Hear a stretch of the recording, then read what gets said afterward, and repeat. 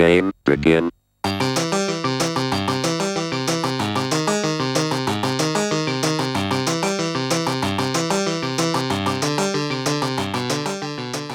Hello and welcome to the first day of a new premodern.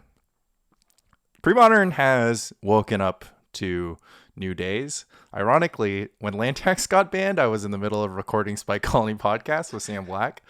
The Tide ban happened as I'm playing Esper Psychotog for YouTube. Got a list I really liked. I was like, I'm going to talk about Psychotog this week. It's going to be fun. I'm going to talk about cutting duress from Psychotog. Nope! Not going to talk about any of that. We are going to talk about Parallax Tide banned in premodern, effective immediately. I'm going to read the first two the first two sections of this really quick, because I haven't read it yet, just to put it into my brain. The current time is 12:40. This came in 40 minutes ago? Something like that, yeah. The change is effective immediately. Parallax Tide is banned. Fine print, ongoing leagues and tournament in the immediate future for deck lists and exceptions. Check with the organizer. Implemented on January 20th on Magic Online. Summary. Parallax Tide is mainly exploited as a one-sided Armageddon effect. Often, this is enough to practically end the game on the spot, which can be a punishing experience. Parallax Tide has a polarizing effect on the metagame, as it incentivizes other decks to either go under it with fast creature or combo strategies or to play counterspells, the only reliable way to interact with it. Tide also has a strong pull factor, cannibalizing other control strategies. The deck building space is thus significantly constrained. Decks with Parallax Tide make up a sizable share of the field, especially in the quote-unquote winners metagame, thus contributes to homogenizing play patterns in the format. Motivation. The design idea behind Parallax Tide is presumably to exile all lands temporarily. However, the temporarily part can be circumvented in either of two ways. First, by playing Stifle on the leaves the battlefield trigger, which returns the lands. Second, by resolving said leaves the battlefield trigger before the activated ability, which exiles the land, resolves. This is just the Tide trick. It's hard to read that sentence. This is done by activating an exile. Okay, this is how the Tide trigger works. Yeah. We don't need to know this anymore because it's never going to happen again. So this can be done with Chain of Vapor or Seal of Cleansing. It's noteworthy that there's no window for the Tide player's opponent to interact by removing Tide, for example, with a Naturalize. In the first case, if the Tide player doesn't have mana up for Stifle at that point. The ingenuity of using Chain of Vapor to bounce Tide is that it can be deployed again. And if that isn't enough, the Tide player can sacrifice a land to copy Chain to get the opponent's best threat off the table. With up to 5 lands exiled, it can be hard to replay that card again. Chain of Vapor and Seal Cleansing are both useful cards in themselves, so setting up the Tide quote-unquote combo doesn't require a lot of deck building concessions. Stifle is a bit more of a niche card, but since it's already part of a combo with Phyrexian Dreadnought, it creates an incentive to play both Dreadnought and Tide in the same deck. Indeed, in the past couple of years, we've seen several decks operating on the Tide-Dreadnought continuum, often using either card as a sideboard plan. Even not considering the support cards Stifle and Chain of Vapor, the fact that Tide is blue contributes to its strength, both since Tide can be played with counterspell backup, and since blue has plenty of cantrips and filtering to find both Tide and support cards. Nuking 5 lands will hurt any deck, but at 4 mana, or 5 when combined with Chain of Vapor, not all decks are equally vulnerable. Decks that can deploy most of their threats in the first couple turns, like Suicide Black or Sly, and or with alternative mana sources like Elves, are not too bothered by Tide. Slower decks that don't play as much to the board suffer a lot. However, in particular, non-blue decks without access to counterspells. Slower decks that don't play as much of the board suffer a lot. However, in particular, non-blue decks without access to counterspells. Sorry, I'm bad at reading and talking. To be fair, deck archetypes like the Rock, Black-White Controls, and Lands were far from top decks before Tide became popular, but the current prevalence of Tide has constrained this deck space significantly. At the same time, there is a strong pull towards playing Tide in that it begs the question to deck builders such as, is it just better to play Tide than this other payoff, or can I fit Tide in this deck? I like to say that a card like this has a lot of gravity. The clearest example is the formerly popular, quite popular blue-white Landstill control archetype. To a certain extent, has been replaced by blue-white tide control. Mark Eric Vogt was amongst those who developed the archetype, as documented, for example, in this podcast. You could, of course, argue that such a clever adaptation of the blue-white archetype is as legit as anything else, but as a matter of subjective judgment, it's a bit sad that, as one player put it to me, you can't seem to play control without tide. In reality, you can just play things linked to Phil Wynn's excellent article, but you get the point. Then we are going to look at some Tide decks through the history. This is kind of like an in memoriam of things that you can do with Tide. The same thing happened with the land tax article. I see this as a gallery of like, look at the beautiful babies we just murdered. And of course, that is Mono Blue Tide Control, Tide Still, Replenish, and Dreadnought with Tide Sideboard, which I think is like the greatest deck innovation of all time. Then we're going to go into some data, which came from Martin Berlin's sort of 2025 metagame analysis of the data that we have. Basically saying Parallax Tide is super prevalent. Martin Berlin's like a very even-headed guy. I think he's acknowledging the limitations of the data, but basically pointing out that, you know, there are things that obviously point to like whatever. But he's also saying our data is better than we've had before, et cetera, et cetera, et cetera. Looking forward, I anticipate this raises some questions. So what this ban is not. First, a few words to be not read into this ban decision. It's not an attempt to create fair premodern, pruning all power outliers one after another. Powerful, splashy build-arounds are intrinsic to Magic design and often make for exciting games and deck building. Beating powerful strategies can also be especially rewarding. Power outliers must always be seen in the context of the decks they're in, how they're played, deck function, etc. Not an attempt to remove any unfun cards or mana denial from the format. Not an attempt to adjust color balance or boost black. And not response to results from Magic Online, but on how the format has evolved during the past couple of years. State of the format overall, Premodern has a healthy metagame. Okay. Even when we zoom in on the winner's metagame and big events as above, there is no single deck or strategy currently dominating, and the distribution of viable decks tails off gradually, with Spice, the other category, being quite big, including a lot of different archetypes. The bread and butter of Premodern are still local meetups and smaller events. However, and here I bet that there is every time he uses however, I pronounce it wrong, however. And here I bet that there is even more diversity of decks. The metagame is rather mature, and while it is still a lot of innovation still, it mainly comes in the form of refinements of established archetypes, exemplified by adding Tide to Stifle-Knot, Xantis-forming Carpet Flowers to Enchantress, Stifle-Knot adapting further by playing Essence Flare. I personally find such tweaking interesting, but I'll be excited to see if the ban opens up more brewing. What about black? The testing potential unbanned, not conclusive. There's some candidates, but don't want to deal with unbans, which I think makes sense. I like at the risk of just adding more shit to deal with. Yeah. I'm glad. Yeah. Besides Tie, there's a concern that Dreadnought and Wave. So let's address Dreadnought and Wave. I expect that Dreadnought's going to continue to be the best deck to beat because it is a great deck. We're obviously nerfing it with the Tide planned.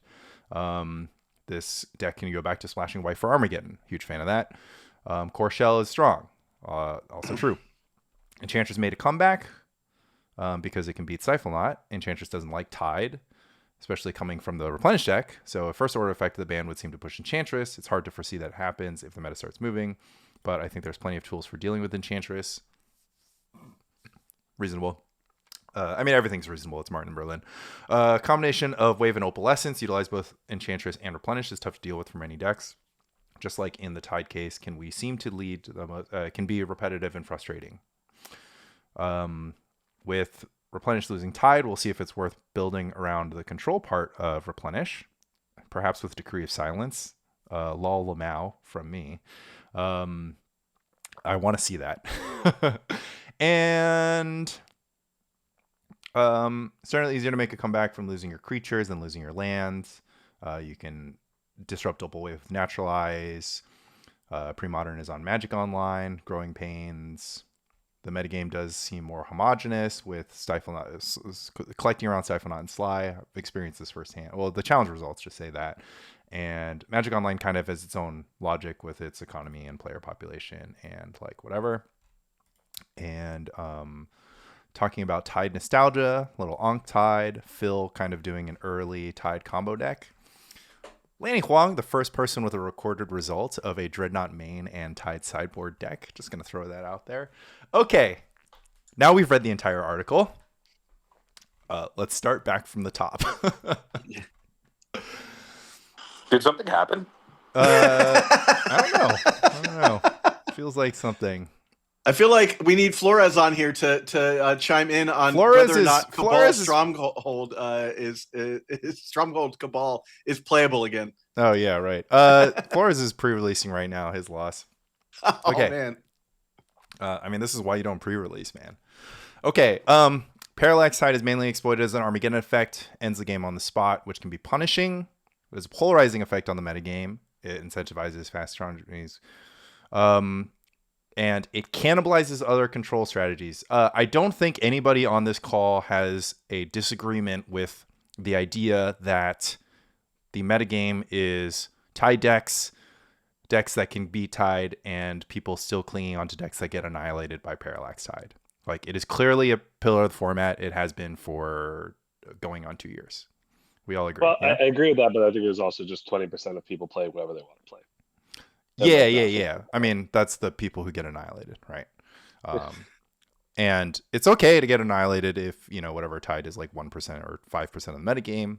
It's like more closer to maybe 20% of the metagame, depending on where you are, right? If you're on a weekly, not a lot of Tide. If you're playing a Magic Online League, not a lot of time. If you're playing a Magic Online Challenge, actually, still, I played 7 matches in the challenge, and I made it to the top 8. And I played against Dreadnought, didn't get tided, just got Dreadnoughted. I was playing Enchantress, by the way, so I was doing the thing that I was supposed to do. That's on YouTube, I don't know, like today. But let's talk about cannibalizing other control strategies. This is in the first paragraph of the thing. So Martin Berlin seems to think that it is quite important that Parallax Tide cannibalizes other control strategies. The deck building space becomes significantly constrained.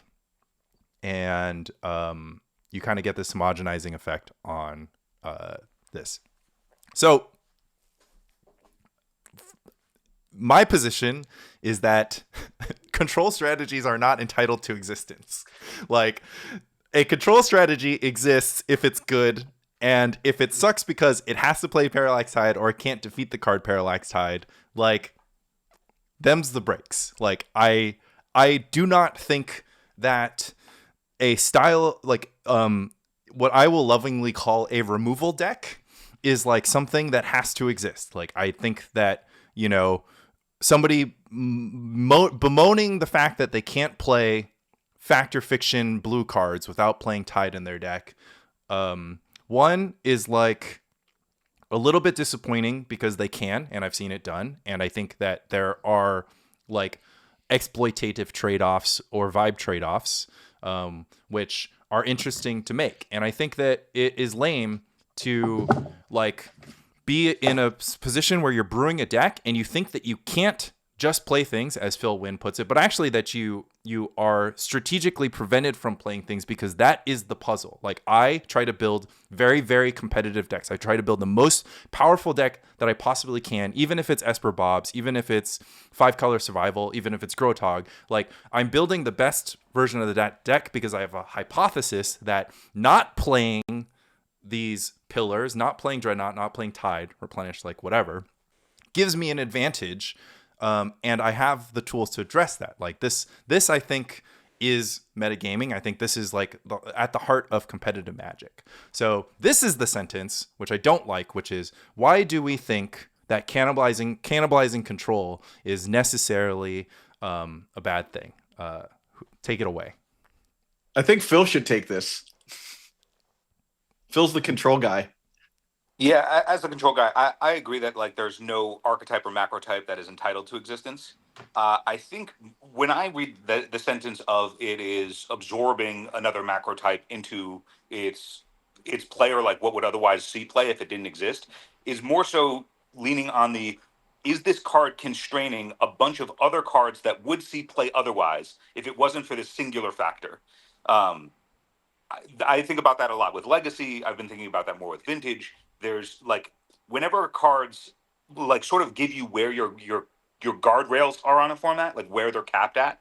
It's like, well, you can't venture out of here without voluntarily taking a concession, whether it's on power level, like competitive viability. In some way, you are voluntarily making a concession to be softer in a competitive field because this thing is the guardrail upon which you have to make that choice.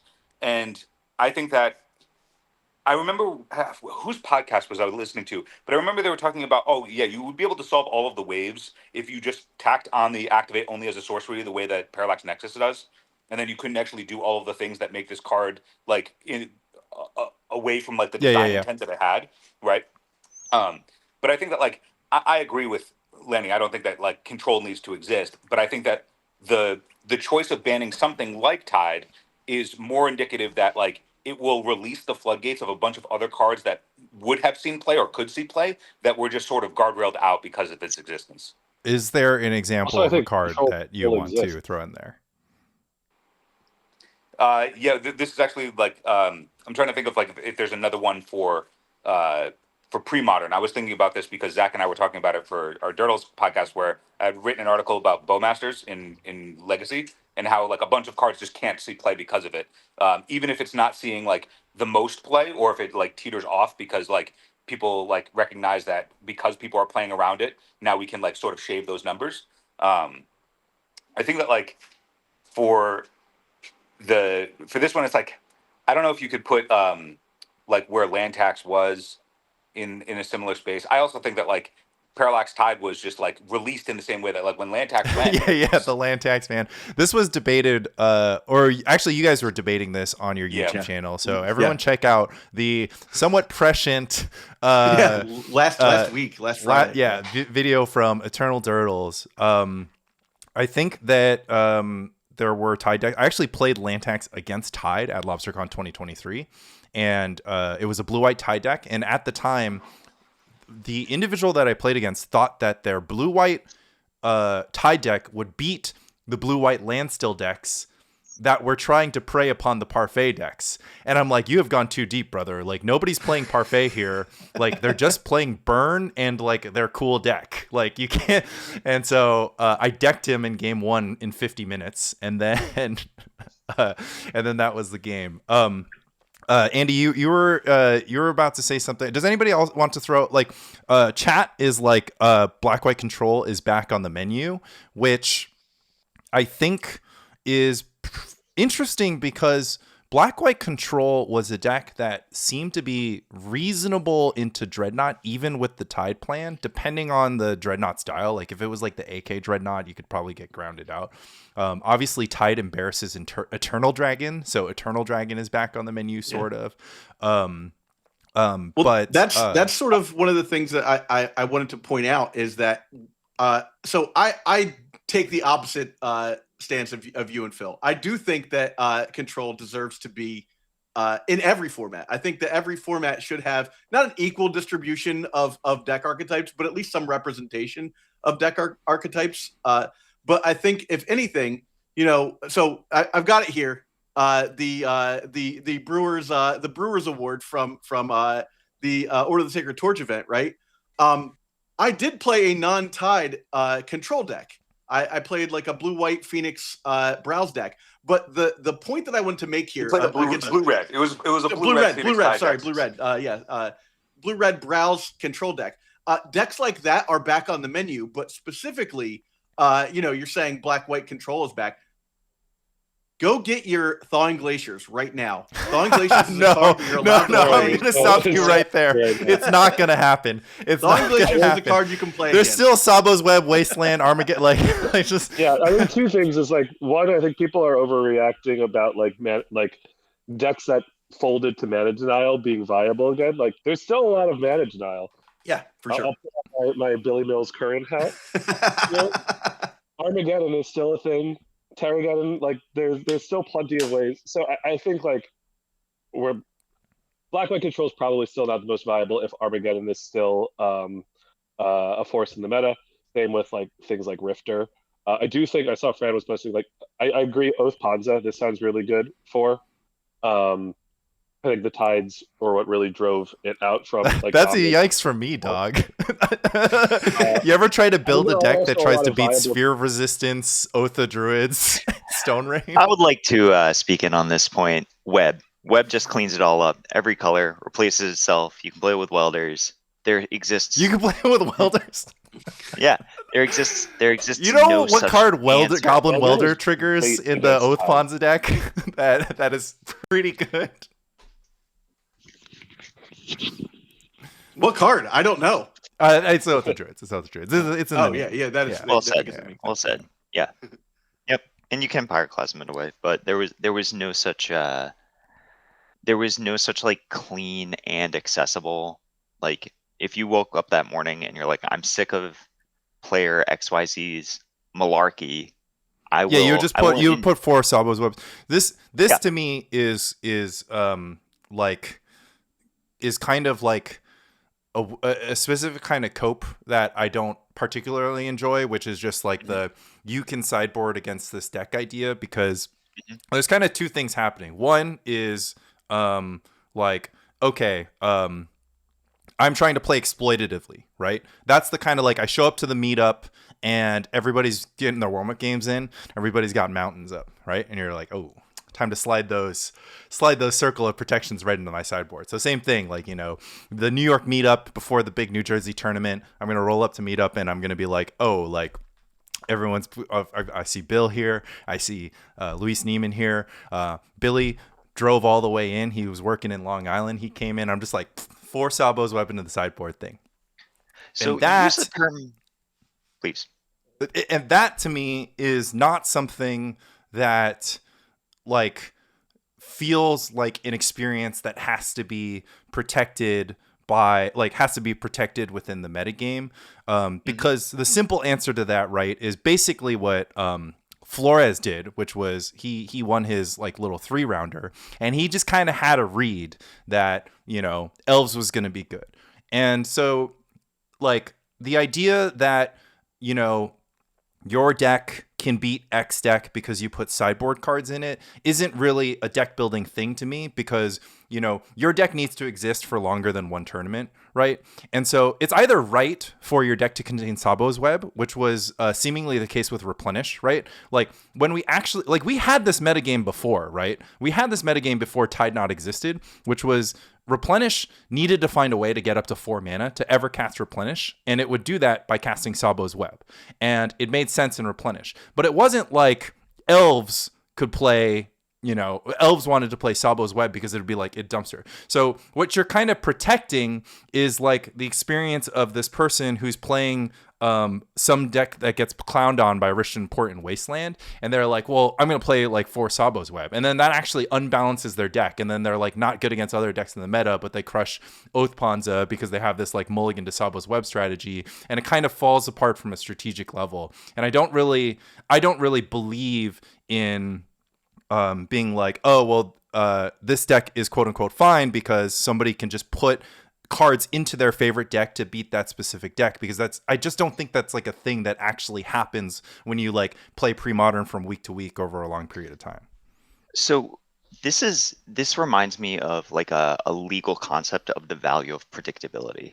Like, the law is not always just or fair, but we have this concept of a predictable public legal system, so that, well, XYZ isn't fair, but I know that these books are public, and there's like contract law and torts and so on and so forth, so that citizens in a society know what to expect, so that at least they don't buy into a concept or a set of behaviors that could be punishing or incur losses or something like that. So I perceive that one of the strengths of premodern is the like ultra vicious sideboard cards. So although I kind of I think I did not object, but disagree with the premise of sideboarding these like specific hate cards as a cope. I think that this is the primary vehicle of agency that people get to play the decks they want to play. Like I get to continue a set of I get to play a strategy that I have some sort of ego investment with, which I do that. I'm like super public about being Mr. Terror. That's a part of my player identity. And if I cannot make mild concessions, like, I don't know, splashing red for Pyroclasm and Red Blast, then I have to separate myself from this thing that brings me joy. And it's like, it's intensely frustrating to feel that I can't, I should get punished for being hyper terrible. Well, if I make some concessions and I devote 4-6 cards to some outrageously bad matchup, then I'm still able to play within this like deck building identity. I don't need to buy new cards. I can just make some concessions as opposed to abandoning a primary deck identity, which was a loss for me.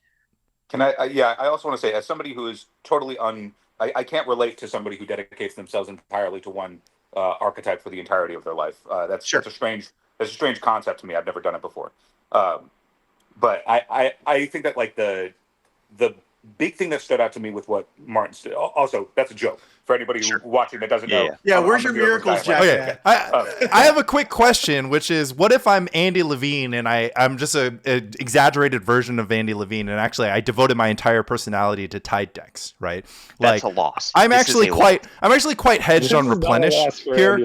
Like I have a slabbed attunement that Andy gave me as a gift to remind me of the time that I thought the card was disgustingly unplayable, and then instead it just turns out that it hurts me every time I activate it. And like this is actually wiped away. Like Replenish is a huge part of my premodern identity, right? And like the reason it is was because it was a good deck, and it was like a competitive deck that like, because I prioritized like winning matches of Magic and like, finding creative like problem solutions, like Replenish gets to exist because it's good. Whether or not Terrageddon exists is entirely up to your ability to do this thing. And if you get to a point where you are unable to adapt to the metagame, then you fall out of the metagame. That is how metagames work. Like I played Grotog recently. I ran into 2 black mid-range decks and I got annihilated. I dropped the leak and I was like, all right, Grotog is going on the shelf. This Mox Diamond card, I can't play it. Like, I just don't believe in the thing that you're saying, which is that we have to protect like the one tricks, because like people one trick the most ridiculous decks out there. Like I'm not going to be like, oh, I'm not stating that we need to protect one tricks. What I'm stating is that it is why I brought up like the legalistic concept was that Tide was rather uniquely resistant to common sideboard I understand. So let's set that aside then. Let's just say let's say the thing that you're saying is different from the thing that I'm saying. I'm saying that you have no entitlement to play the decks that you want and the cards that you want and win. You are required to win using your ingenuity, your creativity, your problem solving ability, and like the cards. Like we play tournaments have winners. You can just do things, you can just play whatever you want, but you're not entitled to winning. The other thing what you're saying is more of sort of a transitional topic, which is the sort of vibe of a card grounds for a banning.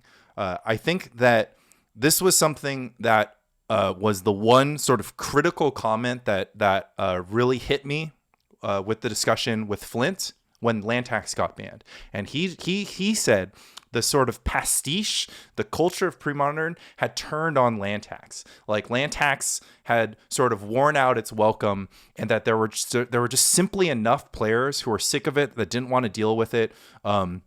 Even if you could answer it, even if it only had like whatever win rate, like they just didn't want to see it across from the table for them. And the vibe had just like completely shifted. And so it had become an intersection of it's enough of the metagame and it's enough of a bad experience that like whatever. And so the thing that you're saying is like more about the psychological experience of being like, oh, Parallax Tide is an enchantment. I can put enchantment removal in my green or white deck. Why don't I just do that? And then your opponent explains to you that you can't do that. And you're like, oh, well, I hate my life. Like, what am I supposed to do? I'm supposed to play like almost. I'm supposed to play Abeyance or whatever. Like almost. So it's not so much specifically artifact or enchantment hate. It's that the mechanisms by which players normally expect to protect their ego identifying deck, that it became so narrow that produced frustration for me. So like I said, go ahead, Phil, please. Sorry, I don't mean to. Before the concept is lost, of what Lanny was saying about the creativity and the ingenuity of trying to solve a problem. I think that, like, on my personal stake, I'm really surprised that this ban happened suddenly. But I think that the rationale that Martin used is sort of fortifying the idea of the creativity and ingenuity, because I think that the removal of Parallax Tide, he's arguing, will make it so that there's more creativity and ingenuity available in the format.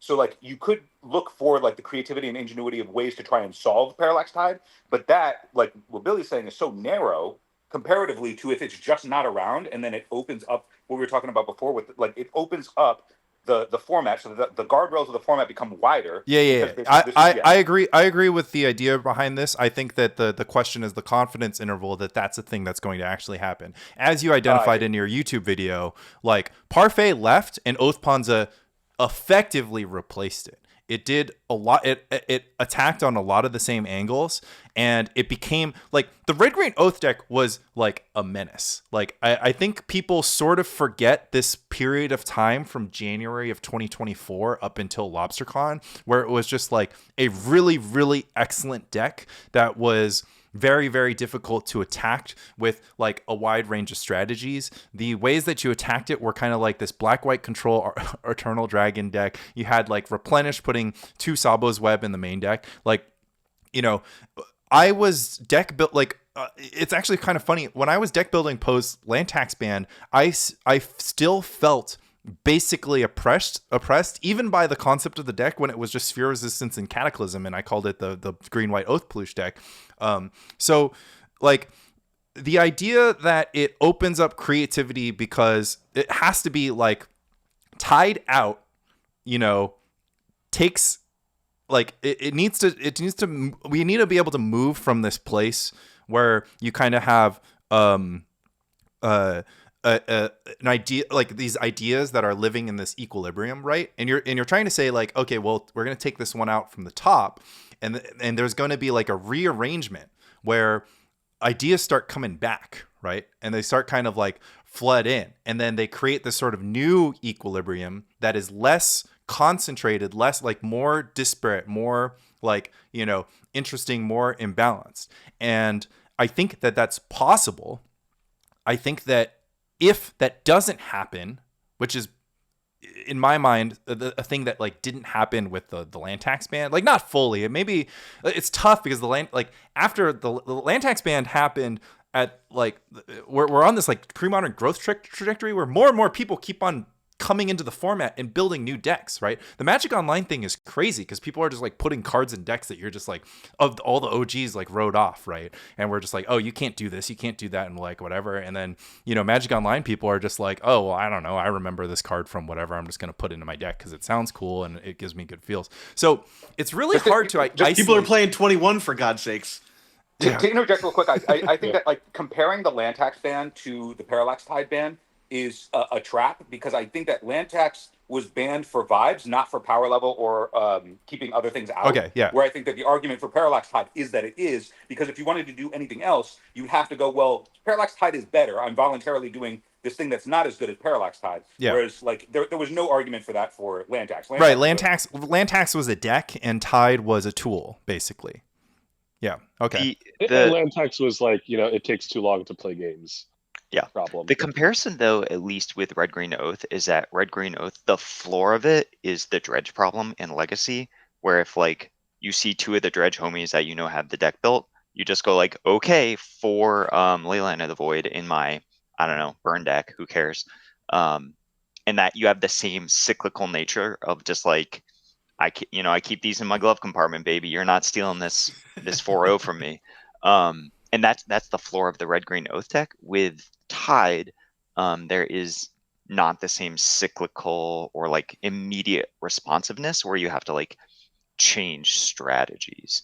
And I'm not asserting that any strategy, even Terravor, has a right to exist. Terravor earned it, by the way.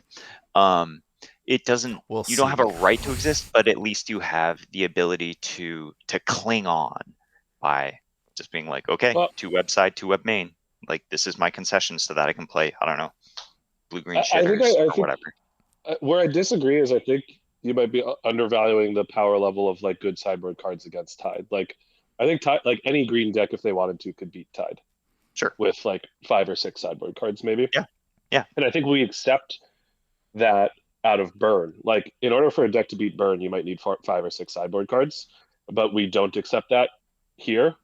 I don't particularly care. Like, I'm fine with this ban. I think it'll be fun. I think the point about burn decks, is a great point. Like, it is exactly that, which is just that, like, you know, we are trying to identify the difference of like how much you like get to do a different thing. Like, I don't want to necessarily minimize this, because I definitely understand, right? There's a difference between putting extra Zern orbs and warmths and chills or whatever into your sideboard and not doing the dredge thing, doing like the whatever, and just being like, I'm rolling up and I've got elves if I see the Tide players, and I've got, you know, black-white control if I don't see the Tide players. So I do think that those things are different, and I do think that the difference has some amount of meaningful value. I question stacking up the difference of like that value versus kind of the value that I see of, like, you know, premodern is sort of a sort of like slow, like sort of difficult problem that that doesn't change very often, and that like finding new angles is difficult. Like one of the analogies I make is just like, it's like finding new prime numbers, right? Each prime number is more difficult to find than the last, right? So each new deck you find is more difficult to find than the last. So don't get me wrong, I love the idea that I'm gonna like wake up tomorrow and everything's just exploded, right? And now I get to be like, oh, time to do prime numbers again. 2, boom. 3, easy. That was easy. And I can come up with a bunch. 17. Right? Yeah, I don't have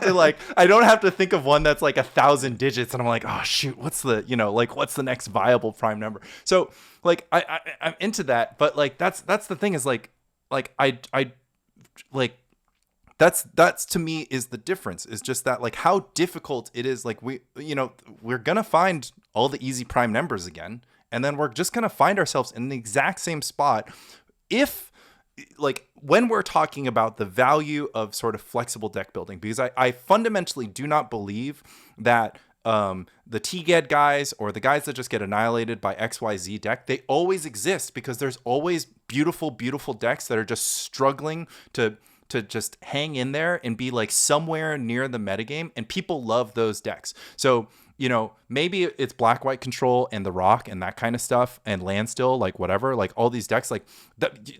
Don't get me wrong, people who make their whole personality those decks, they're rejoicing, right? But there's just going to be a new like thing in a year from now, like some brewer is going to come up with something really, really awesome. Maybe this LobsterCon, maybe next LobsterCon, and we'll be right back in this exact same place where somebody is just like, oh, well, you know, what about me, man? Like, I love Grotog, and like Oath Ponza is just annihilates Grotog, and there's not really actually that much I can do about it, because, you know, fundamentally I have Mox Diamond in my deck, and it's like a card that doesn't do anything, and it discards a land, which I need to put onto the battlefield type stuff. So like, these are being in that place again isn't bad.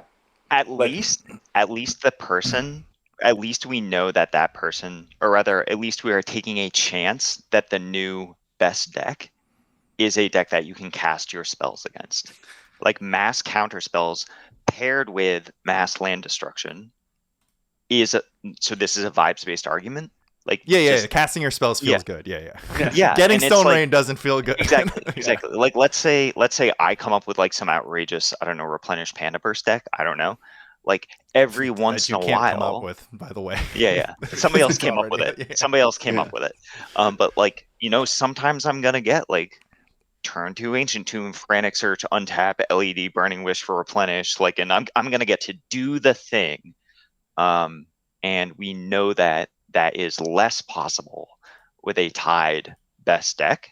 Just like counterspell, chain tied chain is just Are you it's generally against mana denial then? Because like you have similar or worse play patterns playing against Oath Panza. than you oh would- certainly I am not against land destruction.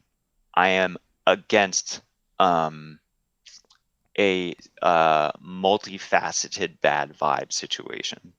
But isn't that like the Oath Panza deck too? Because like turn 1 Sphere of Resistance, Wasteland. Sure. Well, so Like- I'll stop you there, Andy. Like, evidently, I agree with you because I don't feel bad like when I get tided as compared to when I lose a match of Magic for any other reason. I feel bad losing matches of Magic, and I feel good winning matches of Magic. So that's all that matters to me. How I lose and how I win. Like, I personally just don't experience the like, oh, that was like I lost, but that was like, a great match compared to like, all that matters is like, oh, I got mana screwed or whatever, or like my cards came in the wrong order. Like that's when it's bad, right? Like my opponent's strategy doesn't really figure into it. Like I played Psychotog against Madness today and I lost. I'm like, I love the Madness deck. I don't feel bad. But if it was Psychotog against Replenish, like same thing, really interesting. And granted, Psychotog has a lot of game against Tide decks. So like, but this is me adapting to the situation because I play a deck that doesn't get annihilated by Tide and doesn't make it simple, right? I think that's a point of introspection. I think that like a good chunk of the pre-modern community, myself included, do really care about the agency experience, whether or not a game is won or lost, because there is a means by which this format allows for expression in deck building and experience of play that other formats in Magic have wholly lost or conceded to like selling power. Yeah. But So- we're very distant from that. I would like to isolate that just because like we are so far from that, and we have that with Parallax Tide. So without it, I don't know if it's evidently clear to me that like Parallax Tide is as oppressive as Oko, right? I'm saying that this is all like this is stages of a thing. So like when you were saying like we could end up here again in a year, I think that like the growth and experience between now and whatever it looks like a year from now, who we are and the experiences that we're having a year from now are going to be different from now. And it's okay to talk about whatever that experience is and if it needs correcting then, because the future is different from where we are now. And we don't need to prevent like what happens in the future because we're taking action. You know what I mean? Like the experience now of I people think being- I agree that like there is some there like the two sides of it are basically like I don't want to ban one card every 3 years even, right? Because land tax ban was a long ass time ago now. I don't even want to ban one card every 3 years. Because to me, like pre-modern as a static format, as a closed experience, as a box set, like, like the 2023 edition and the 2025 edition, or the 2023 edition and the 2026 edition being like the same, like does not bother me, right? Like that's like kind of the thing. And I do think that I am sort of on a very, very far end extreme of like the spectrum of people who enjoy pre-modern for various experience. And so if you told somebody else that the draw is like, oh, actually we have the format and like, we are not obligated to ban cards like Tax and Parallax Tide, but if we do, we might just get a little bit more juice out of the lemon. We might just be able to like squeeze a little bit harder and have a little bit more fun in these in-between moments.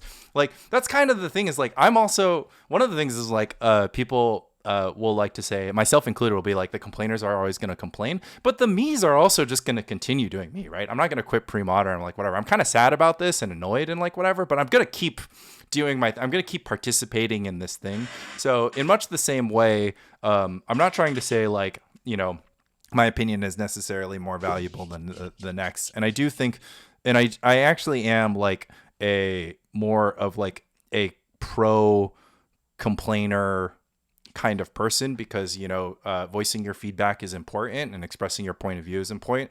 And like, one of the things that would always say is just like your deck is not entitled to exist, but your point of view and your feelings about a thing are of course entitled to exist. You are allowed to feel exactly how you feel about a format. And like, look, if a bunch of people are like don't want to play pre-modern with me because they're not interested in this Parallax Tide thing, like I guess I have to let it go. And that happened. The Dimension of the Land Tax article, Land Tax ban on style or power level or like whatever is different, but the vibes are roughly similar. The people had sort of turned on Tide, and that's kind of what I'm gonna sort of keep coming back to, which is just like I want people to be happy when they play pre-modern. And like if this was really making them unhappy, sometimes you just gotta make some concessions in a healthy marriage, right? I think the turn on Tide, I think like the progression of people getting tired of Tide to where it became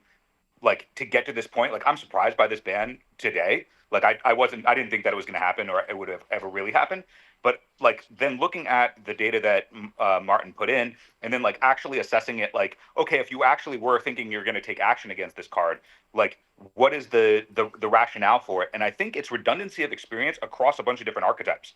Like if you're like, okay, I have to prepare for Dreadnought and I have to prepare for Replenish and I have to prepare for Mono Blue Tide and I have to prepare for Standstill Tide and I have to like there's all of these different decks that what's that? Don't forget Stifle Knot. I said Stifle Knot was the first thing I said, right? Oh yeah. Yeah, but also yes, of course, Stifle Knot. Like there are all these different decks that require different tools that all have different experiences of play when you're sitting across from them, and then they all just come to the same focal point of they all then do Tide, and Tide is always doing the same thing in all of them. Tide's not doing anything different depending on which one you do it in, whether you reanimate it, whether you just cast it. Like, but ultimately, what Tide is doing is what Tide is doing, and so all of these decks then converge into Tide if they want to pivot into that plan, because it by itself becomes a whole plan that can win games. And so if you're sitting across, you're like, well, I lost a Stifle Knot, but really I lost a Tide, or I lost a Replenish, but really it was just Tide. And then so like you can have a whole day where you like your experience throughout is just like, well, I thought I was prepared for these decks, but then ultimately it was Tide. And so like you can then try and prepare for Tide, but then you lose to the other parts of these decks because this one incident, like individual tool is so powerful across them. And so then the experience of what you're losing to or what you're playing against becomes this redundant piece. And so then it becomes a target. Yeah, I think that's definitely, and especially hearing, I think that because you guys have sort of the legacy background, and this is something I'm like less familiar with this game of like, Deathrite Shaman type stuff. Well, or here's like the current example, which is like a really easy parallel in why it's really easy to like get lost in the sauce of like all these different archetypes supposedly being different. If you were to look at Legacy right now, you have Dimir Tempo. In the last challenge, there was Dimir Tempo, there was Bug Midrange, there was Grixis Control. They were listed as these decks in the yeah, and they're all the 32 same deck. release. Yeah, They're all the same deck. They're all Tameo, Bowmaster, Wasteland Days. They're all the exact same cards. So like you could present like, oh, I'm sitting across from all these different archetypes. No, you're not. It's the same. It's the same and card. Tameo is the card they want to get rid of, right? Or like, what's the most plausible card to ban from this core? Tameo. Yeah, okay. Probably Tameo. And it's interesting because like obviously Force of Will is in every Legacy deck and is like a definer of the format, but the thing that we don't like is proactive cards that are too good. Reactive cards, and even Orcish Bowmasters is like a reactive / prison card, right? Like get a little bit less heat than proactive cards that kind of like decide the game. No, I not proactive, prophylactic. Cards that preclude you from having any shit to say about shit. Like well, that's I feel like you have plenty of things to say about Tameo in this analogy, at least. If you do, overpowered, and your opponent brainstorms in response, then you don't have anything to say about it. That's one of the issues with that. Okay. But brainstorm isn't on the table for banning. No. But that's the thing. But like that the whole idea that brainstorm isn't on the table for banning. Yeah, neither is survival of the fittest in pre-modern. Neither is hold on. Survival is on the table, my friend.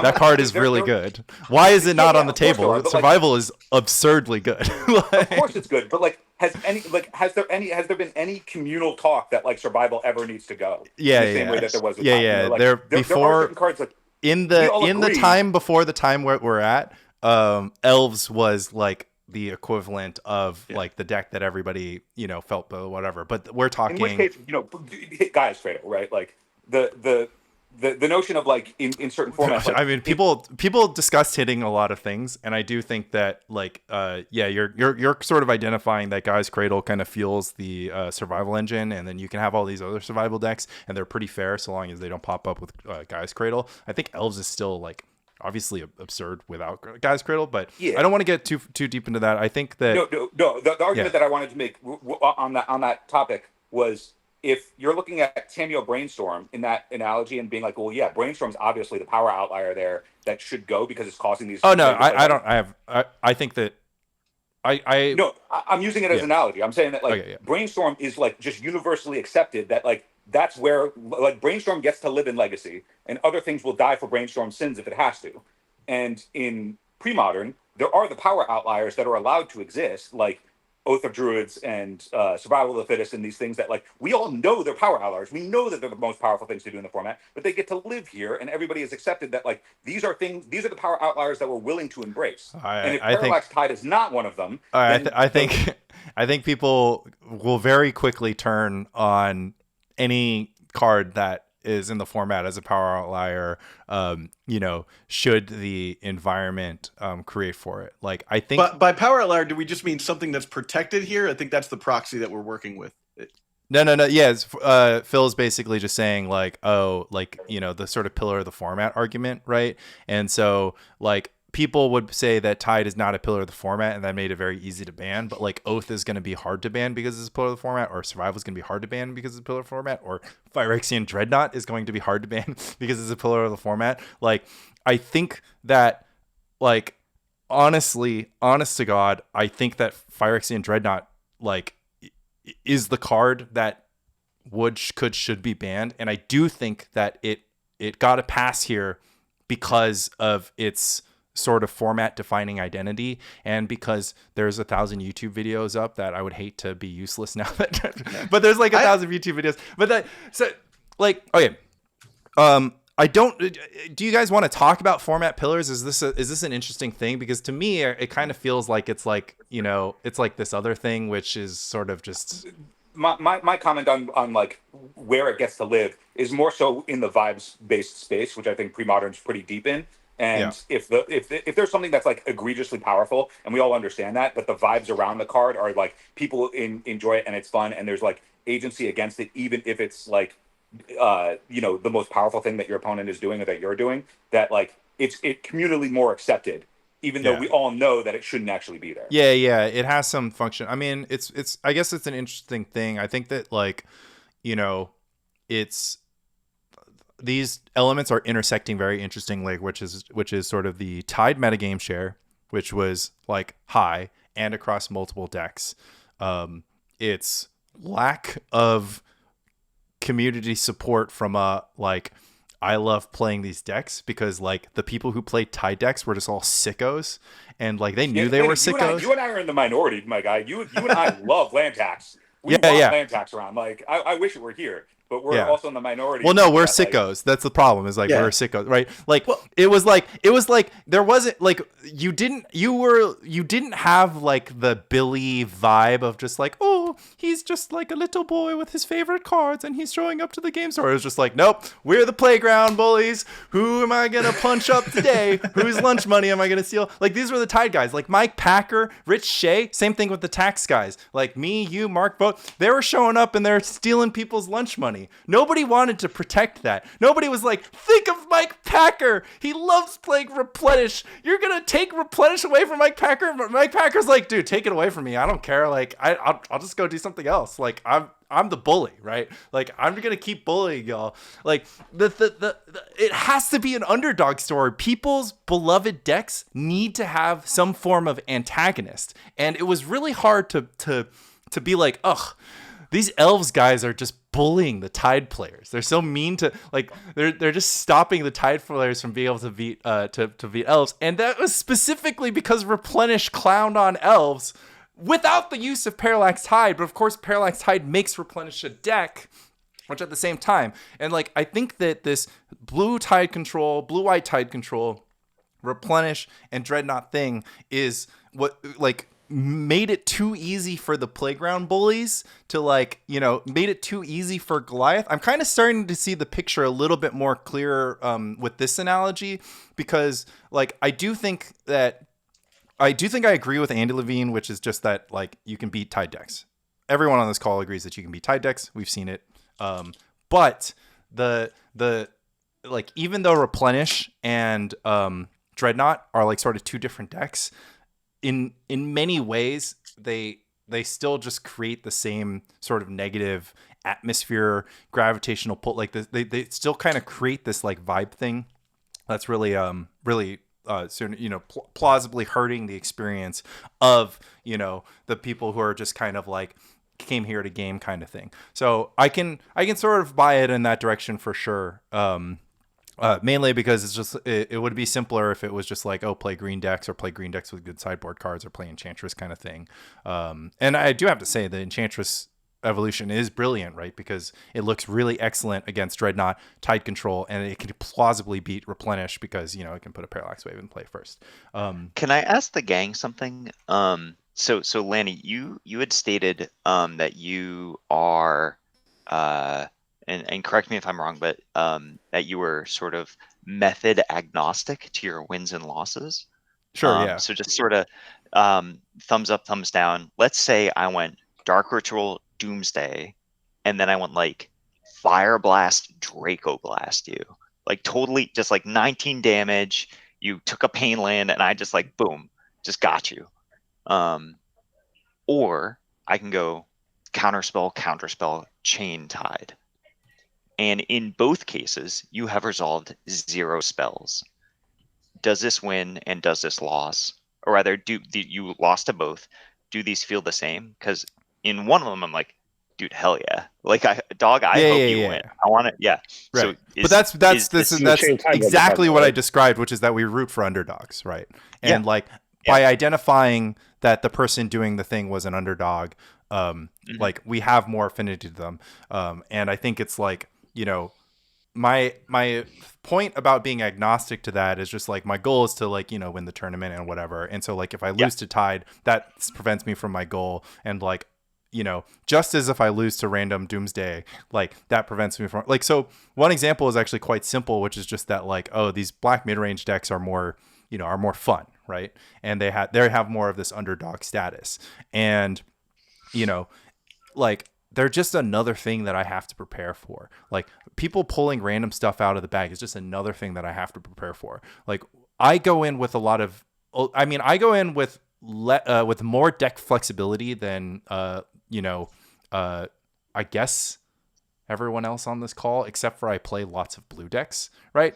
And then Andy Levine just goes between his Doomsday. I play every single. I don't know. I play any deck that doesn't run Mountain. I do want to. I play Mountain, right? So I do want to exercise a little legalese here and call for a point of privilege. Yeah. And ask a sidebar for Andy here, because we're the two Tide sickos in the room, right? You look at this this ban announcement, and do you think anything else could have been done to solve the same problem? Well, I don't know what the problem that we're trying to solve here is, because I think like there are fun play patterns by like the best decks. Like I think Earthpop is a good example. Like the line of Sphere into Wasteland or Port or whatever is similarly like I don't mind getting like LG'd when I'm not on the Tide side or whatever. Like I enjoy that that's part of the format. But I think that there's like many other similar play patterns that you're going to run into that will like now be deemed unfun, but have been like depressed perhaps because of Tide. So the Oath Ponza one being an example. I mean, like it's the intersection. It's the intersection of like it's the intersection of all these things, though. Like I think that you are correct. Like I do think that like you can sort of identify each element of the anti-Tide argument and make a very reasonable case against, but you can't make the same case in all cases, right? So you kind of have to shift and be like, oh, well, Oath Ponza has the same unfunness. Like, whatever, like Frantic Storm has the same difficult, or maybe Iggy Pop has the same difficulty to interact with, or whatever. Like you can go and be like, there are different decks that all do different things. And granted, there are different Tide decks that do different things, but it does feel like the case against Tide is like all of these things combined are hurting it. And I do think that it's not necessarily fair to the Tide haters to gotcha them on the like unfun play experience or like, the whatever, because what they're trying to do is they're trying to describe, again, a holistic experience of like this thing that they're doing. But I think it's like the problem is that it's a bad play experience and it's the top deck or like the top space of decks. But like, there could be a world in 6 months from now that the top space of decks is again like some oppressive thing. Like, there definitely will be. There definitely will be. Or like miserable control decks to play against, like Sam's deck. Like, Andy, the problem is not that there is not land destruction. I recognize that this is a feel bad and a cost, a sort of a maturity buy-in to the play experience of premodern. It's that it was not the case that we had fires and now it's fires Oath Ponza or fires Ponza, and like we had elves and now it's elves Ponza, and we had Thalids and now it's elves Thalids did add Ponza. some mana disruption to their deck. So. A bit. Right, Whereas the case with land still was it became Tide still, and replenish was like a million years ago Panda Burst replenish. Like it's Tide replenish, and Dreadnought was Dreadnought, and now it's Tide Dreadnought. So the same congealing effect of every deck just turn like all Tide. It didn't have the same effect. Both Ponza, though a play experience. Right, but I can imagine there being like Weathered Wayfarer, Wasteland, Portlock. Well, show me when it happens. I'll win lots of yeah. I think I agree with both points. One is obviously this gravitational pull that's talked about in the article, and then the second thing, which is just that like you can kind of talk about the different ways in which this kind of thing expresses itself, but you absolutely will always play the best cards that you can play in your deck. Like there are power outliers, like people are going to play them, like and it's just a question of how like interesting they are. And like I think that the one thing that we haven't talked about yet is the question of, do these unfun cards or strategies have to come with them deck building restrictions?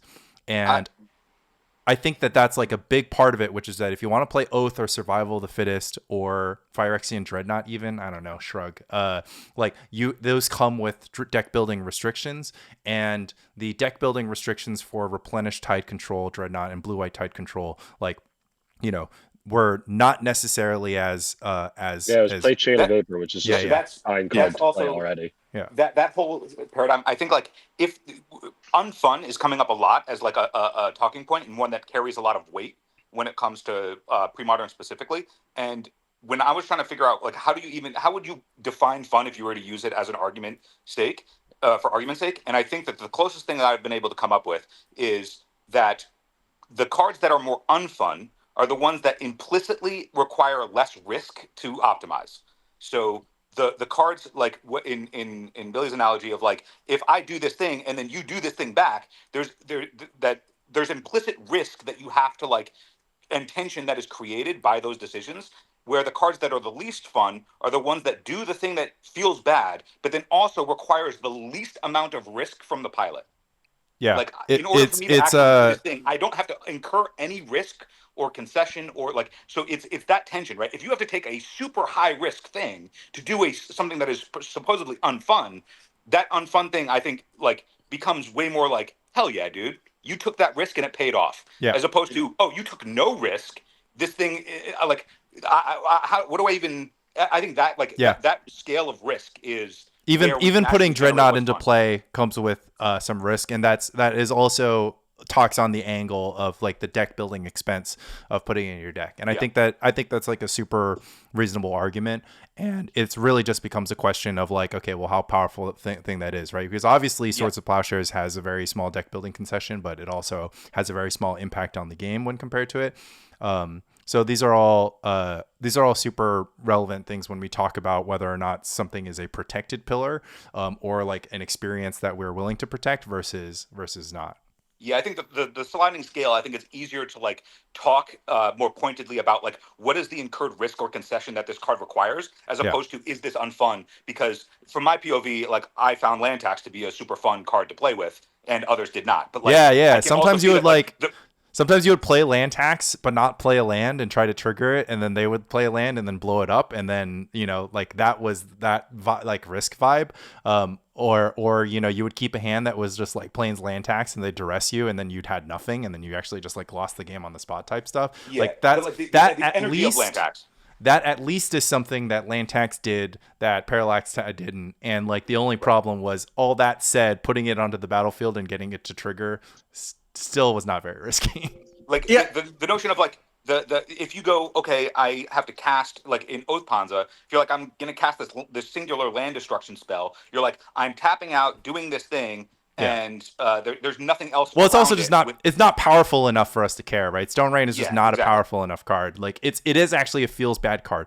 Stone Rain is a card that is quote unquote banned from Magic when we talk about contemporary design principles, but it is Yeah. not a powerful card even in contemporary Magic. And actually same thing goes for like UU counterspell for the most part. In fact, So, yeah, like the stuff that would catch the most heat are the ones that are on the scale like the most powerful, and also on the opposite end incur the least amount of risk for the pilot. yeah, Zach, you wanted to chime in? Yeah, so when we're talking about risk, and we have to eventually get to deck building risk, right? The cost of Right. of what it is to put a card into a deck and have it be effective, right? And now I'm not going to argue that Tide was high on the risk scale by any stretch of the imagination, but I think that what they Martin Berlin was trying to do with this ban was to say, look, there are two specific issues in the format right now. The Parallax Tide deck is not fun. It's a one-sided Armageddon. That in and of itself is also a problem, just because it's very powerful, but it's also not fun, right? But on top of that, this ban will hit Dreadnought, which is a top deck in the format, and knock it down a peg or two as well, right? Now, I asked Andy this question before about what you would change if not Tide, because I think that the same problem could have been solved with lower impact by hitting Stifle. So if you hit Stifle, Dreadnought has to play like Reality Ripple, and Tide loses one of its two like combo things. What do you play? Boomerang now, so you need like to play Boomerang and Chain of Vapor. So I think that you can I'm play not the Seal of disagreeing. Cleansing Chain of Vapor Exactly, combo. You yeah, just yeah. have to play more white, and then you have to play a blue-white deck instead, which might make you Encourage Well, less the it's still risk. cleansing is much Yeah. worse. Yeah, Than, exactly. Well, Exactly. It's the analog Stifle, but It's like, much it's worse. still much worse than It's Stifle, much worse too. than Stifle. Absolutely. Yeah. So And I think also Stifle is a card that like doesn't see play anywhere else in the format aside from those two decks, right? Like Yeah. no one's like, oh, I lost the bank on all these Stifles I bought. I don't want to go too deep into this because I Yeah. think that there are some brick walls that you run into with a pro ban Stifle thing, because there's just too many sort of like issues. One of them is just like how it looks on the ban list. The other is like you're curating with too much intention. There's not It enough. is Wizards of the Coast take for sure. It's like the least amount to try and get a result. I do agree. Yeah, so like I fully like, and it's just it's just a little bit too out there. I really love the reasoning, and I agree wholeheartedly. I think that nerfing the Tide decks, nerfing the Dreadnought decks by banning Stifle is like a super reasonable, like, why don't we just do this? And like it's really those like weird effects of banning in this way that either are aesthetically unpleasing or just don't make a lot of sense, or like, oh, are we gonna start trying to shave 5% here and 5% there off, like whatever? And it's just like, no, like, look, if you think something's good, you just gotta ban it and just like be like, like. I mean, at the end of the day, I agree with the ban. I think the Tide. Yeah. I think Tide was a fine choice. I'm super happy to see more diversity in the format, because this one thing that I feel like was truncating a lot of the deck building is now gone. So I'm excited to see what comes of it. And anyone can play armchair quarterback and say they should have banned this instead. at the end of the day, this is one man deals with this ban list. So it doesn't matter what I say at the end of the day because this is what happened. You know. I mean, I do want to broadly say that I fully feel that a philosophical approach to the ban list being less about sculpting a metagame and more about lighting the fire and just seeing what happens is like, you know, is much more sort of sane and kind of supportable and you know has more long-term potential. But like, yeah, it would have been. It's too bad, right? It's too bad we can't. It's not too bad that we can't turn into old school, right? But it is kind of too bad that we can't really live in a world where it's just slam dunk, just like ban stifle, that actually solves several problems at once. It doesn't actually make too many people like particularly Also, if it didn't angry. solve the problem, then you just have stifle and tide on the ban list later on. People are like, why is stifle here? Ban tide on it's like Troll of Khazad Doom yeah. in Legacy. People are just like, why is this here? If this is banned, like what is like that kind of thing. Well, or like the third weird thing. I mean, you're right that stifle doesn't unlock some kind of crazy off the wall strategy, but like, yeah, you know, if you just ban it, you're like, oh, reality ripple dreadnought is actually horrible, and also, you know, blue white chain of vapor, seal cleansing tide is also unplayable, and so actually you just basically just banned dreadnought and tide control and you left replenish behind, and it's like, okay, well, whatever. Like that's just kind of a whole thing. Yeah, there's naturally like the type of card designs which are increasingly lost in modern philosophy, but the cards where you see it and you go, oh, what can I do with that, as opposed to a card that says, here's what you do with me. Yeah. The first one is always going to be the more exciting card to play with, and like if you were looking at exactly Stifle and Parallax Tide tells you exactly what to do with it. That's actually very funny you say that. I feel like, you know, the first level reasoning of that is just like Parallax Tide is like a flexible mana short, and then the creative solution, like as printed, it's a flexible mana short, and then the creative solution is to use the tide trick. But yeah, if there wasn't like the printed design error of making it triggers, knowing what we know now, it doesn't exactly work like that. I wanted to throw this out there. The reason why contemporary Magic design is both highly chaotic, some would say poisoned, some would say, you know, not like actually good, is the concept of fire. Fun, interesting, replayable, and I think exciting, but I feel like exciting is redundant to something, but whatever. Fun, interesting, replayable. Fun and interesting and exciting are all the same thing, basically. Yeah, hold on. Okay, fine. Somebody pull up. Oh yeah, fire. Fun, design. inviting, replayable, and exciting. Replaying. So exciting and fun are basically the same thing. Okay.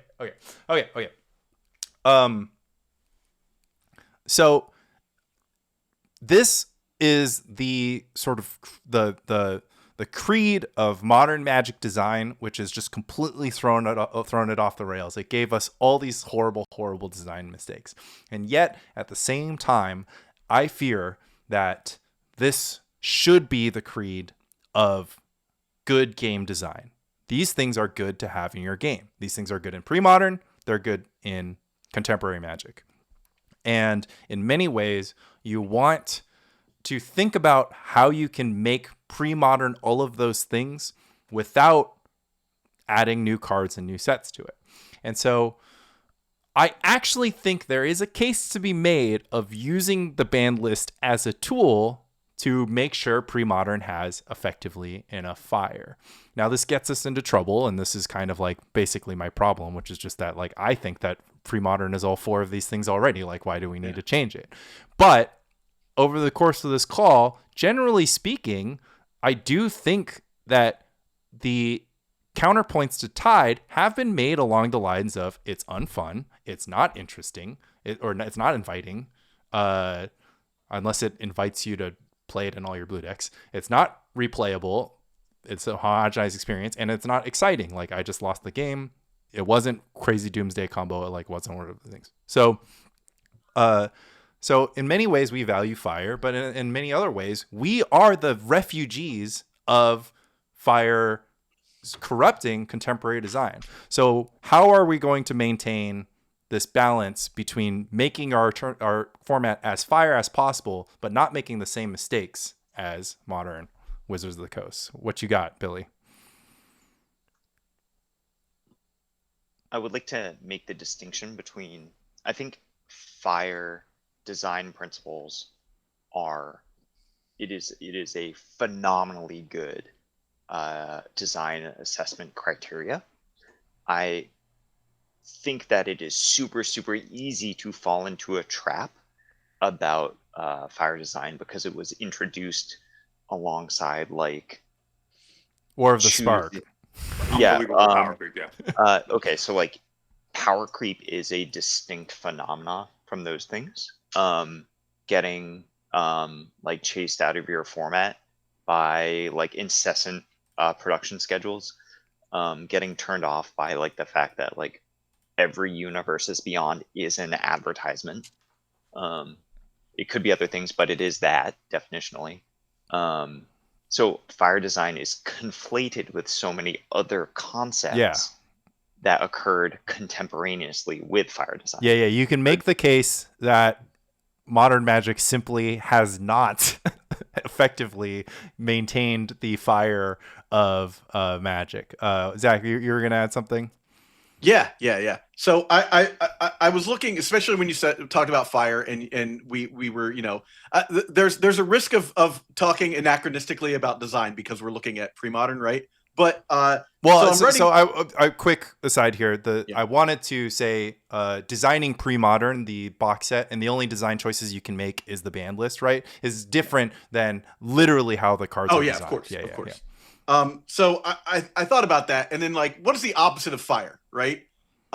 So if unfun, we'll start with unfun, right? We can't just do right? Yeah. So then inviting, the opposite of inviting would be gatekeeping, right? Like that's the best word I can really think of is or just like repulsive, Yeah. Because gatekeeping has a lot of political baggage. Replayable would be redundant, I think. Right. Sure. So the worst thing you can do is if you want something to be replayable, you're hoping that it's exciting when it's replayable and not redundant. Stale. Redundant. Stale is another good one. And then exciting, boring, right? Like, so if you look at Parallax Tide, was it unfun? Was it gatekeeping? Was it redundant? And was it boring? I think the answer is yes for all those things. Yeah. As much fun as I had doing that to people, I like winning games. I feel the same way you do about that. That was basically the point that I was saying, is that the case against Parallax Tide is a very fire-given case, but it is very difficult because I think that pre-modern as a format, you can't analyze the individual cards on the basis of fire design because so many of the cards are not fire designed. Oath the Druids, Armageddon, Counterspell, and Phyrexian Dreadnought combo are all literally unfire, check in exactly the same way. So I don't think it makes sense as a criteria. That's why I was saying you need to think about the pre-modern box set as when you open up and pick it out of the box and you're sitting there and you're just like, well, this looks like a bunch of ways to torture my opponent. Like, which one am I going to choose? Is if the presence of Parallax Tide in the box makes the entire box not fun, not inviting, not replayable, and not exciting. Because all of the cards are those things, right? Yeah, no, I think you're definitely onto something. If you take a battle box and you add like a particular deck to that battle box and the whole thing just revolves around that deck, then what are we doing, right? Yeah, exactly. Yeah. Like SWB has his like 1999 extended battle box, and there are several Necropotence decks in those box. And let me tell you, I am not picking up the decks that don't have Necropotence in them, because why would I ever do that? Like, I can do that and my opponent can pick Burn or whatever anti-Necropotence deck. Like, I'm the one who's going to be having all the fun. So anybody watching this is going to know that I'm the Stasis guy, right? Right, yeah. But Stasis doesn't do this. Is unfun and redundant as Stasis is, and probably boring and probably a bit gatekeepy, it does not warp the entire thing. So I think it's a great argument because you can't really say that this is it doesn't ruin the box set. Fire, right? Yeah. But it doesn't ruin the whole box, right? Yeah, absolutely. I would point that the way that I think why pre-modern and a lot of the cards speak to people and are exciting in ways that the modern philosophy and the way they design cards now is that they're like, if you ever listen to Mark Rosewater's podcast where he talks about like design elements that they like undertake and what they learn from them, he talks a lot, very often, about how they'll get feedback from players and they'll do something, and then the players will be like, oh, they really don't like that, and so they just don't do that thing anymore. And whenever I hear him do it or talk about a lot of those things, I go, but dude, the whole function of that being fun in the first place is because there's the possibility of that other side. Yeah. So like when a card is like, hey, do this awesome thing, but if you fail to do that, you get to do this other awesome thing. So the result is that you're always going to get paid off in a way where the risk is just essentially the like bottom line is like I get to like replace itself or whatever. So like it just removes any costs that you have to like undertake or risk that you have to incur in order to optimize a thing. We call this the up the beanstalk flatlines test. everything across the board. And so like then all the cards effectively do the same thing, which is we take no risks. There's no actually engaging play where there's any tension at all. And a lot of the stuff that like even the cards that are the like unfun power outliers in premodern, like if it's Oath or if it's Dreadnought, it's like, okay, well, Dreadnought has the component piece that even though it's the best thing to do, it still has the secondary component piece that you have to like apply and then execute in a way where there's like a bunch of intervening ways that somebody could interact or like try to interact or means of like, do you want to act with it on the stack? Do you want to act when it's on the board? Do you want to act before they even cast their spells? Like, and then Oath of Druids, like, yes, it's bottlenecky in that like I have to like maybe not play my creatures, but like then there's this holding pattern of like, okay, they can't actually do anything because they're built around Oath, which requires me to play a creature, but there's not a way for them to play a creature in a way. It's obviously more narrow than the other stuff, but like there's still some element of there is a tension that we have to build together as players across the table. And all of their fire design in modern day, it's like, hey, do this thing. And then also second paragraph, when you do that thing, you also get this payoff. And then when that payoff happens, activated ability that's 5 colors, pump your entire board. And it's just like, okay, well, if all the cards do all of the things, there's nothing for me to like imbue into that experience. Like I don't have any agency over, like, instead of the cards being designed in such a way where I get to figure something out, the cards are designed for the players that already want to do a thing and then just let them do it without having to think about it. This is the I think the unique property that Tide has. So I accept the premise that mass land destruction is unfun because it is prophylactic. It stops people from doing their thing. This I concede freely. The unique property that Tide has is that it is mass land destruction that you can do from behind, and it is mass land destruction that occupies minimal deck space. So Armageddon, it's mass land destruction, but if I play an Armageddon while there's a bunch of goblins on board, I just screwed myself. I'm cooked. Yeah. Well, let's not get get astute too observation, actually, Yeah. Billy. Yeah. The fact that you said it can be done from behind is actually very, very important because I was going to say it's one-sided, but even better than being one-sided, you can do it from behind. Yeah. Yes. And alternatively, if I want to Stone Rain you out, then I've used a huge amount of space in my deck. I use in the Oath Ponza decks. I can't. I think we're understanding. Like, I don't want to belabor some of the things that we've sort of already talked about. I know not everybody's a fan of things that you can do from behind, which is totally acceptable. So I want to shift the conversation. I think we actually did an exceptional job of talking, like in our first hour, of actually unpacking this, and I want to thank you guys all for that. And let's do the fun part where we make fools of ourselves by making predictions that will almost certainly be false. What do you guys think is going to happen next? Oh, stasis. Stasis is the answer. Next, in terms of like the meta game shift, or like next in terms of next ban. I'll leave it open. I'm done aggressively structuring our conversation. I just want to hear some of the vibes and I mean, what are you gonna do, man? Or like that kind of stuff. It sounds like Zach is gonna go play Stasis, gonna fire up in Magic Online League and just be like, "You guys thought that you weren't having fun. I will show you what not having fun looks like." But I mean, if I'm going first here, well, this makes sense to just round robin it, right?